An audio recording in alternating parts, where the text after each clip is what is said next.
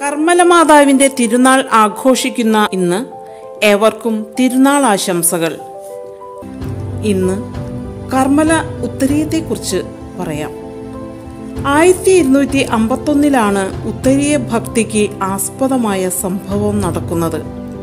പാലസ്തീനായിൽ പൊട്ടിപ്പുറപ്പെട്ട മതപീഡനം, പാശ്ചാത്യ സഭകളിൽ കർമ്മല സഭയ്ക്ക് നേരെ നേരിടേണ്ടി വന്ന ബുദ്ധിമുട്ടുകൾ അന്നത്തെ കർമ്മലീത്ത സഭയുടെ പ്രയോർ ജനറൽ ആയിരുന്ന വിശുദ്ധ സൈമൺ സ്റ്റോക്കിനെ വളരെയധികം വേദനിപ്പിച്ചു. എന്നാൽ തൻ്റെ സർവപ്രത്യാശയും പരിശുദ്ധ കന്യാമറിയത്തിൽ അർപ്പിച്ച് വർഷങ്ങളോളം നെടുവീർപ്പും കണ്ണുനീരും ഒഴുക്കി അദ്ദേഹം പ്രാർത്ഥിച്ചുകൊണ്ടിരുന്നു. 1251 ജൂലൈ 16 കണ്ണുനീരിൽ കുതിർന്ന അദ്ദേഹത്തിൻ്റെ പൂട്ടിയ കണ്ണുകളിൽ സ്വർഗീയ പ്രകാശം വന്നു പതിച്ചു.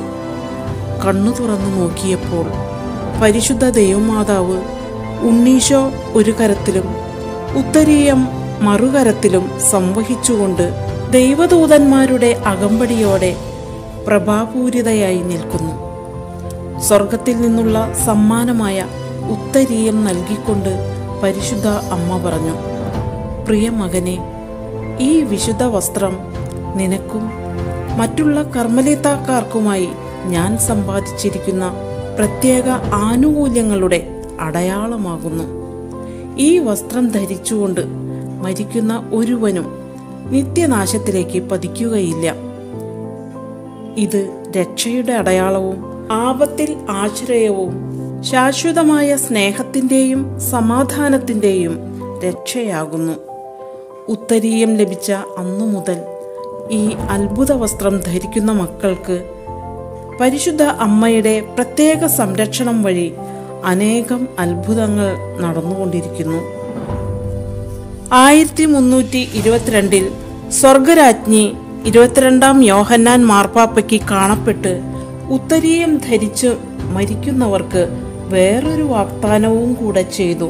കൃപാവരങ്ങളുടെ രാജ്ഞിയായ ഞാൻ ശനിയാഴ്ച തോറും ശുദ്ധീകരണ സ്ഥലത്ത് ഉത്തരീയം ധരിച്ച് മരിച്ചിട്ടുള്ളവരിൽ ചില വ്യവസ്ഥകൾ പാലിച്ചിട്ടുള്ളവരെയെല്ലാം ഞാൻ മോചിപ്പിക്കും. പരിശുദ്ധ അമ്മേ, കർമ്മല മാതാവേ, അമ്മയുടെ തിരുനാളിൽ ഞങ്ങൾ സന്തോഷിക്കുമ്പോൾ ലോകമെമ്പാടുമുള്ള എല്ലാ മനുഷ്യമക്കളെയും പരിശുദ്ധ അമ്മയുടെ കാപ്പയ്ക്ക് കീഴിൽ സമർപ്പിക്കുന്നു. അങ്ങനെ ഞങ്ങൾ ഓരോരുത്തരും അങ്ങേ ദിവ്യകുമാരന് പ്രിയപ്പെട്ടവനായി തീർന്ന് സ്വർഗത്തിൽ അങ്ങയോടൊത്ത് നിത്യാനന്ദം അനുഭവിക്കുവാൻ ഞങ്ങൾക്ക് ഇടയാകട്ടെ. ആമേൻ.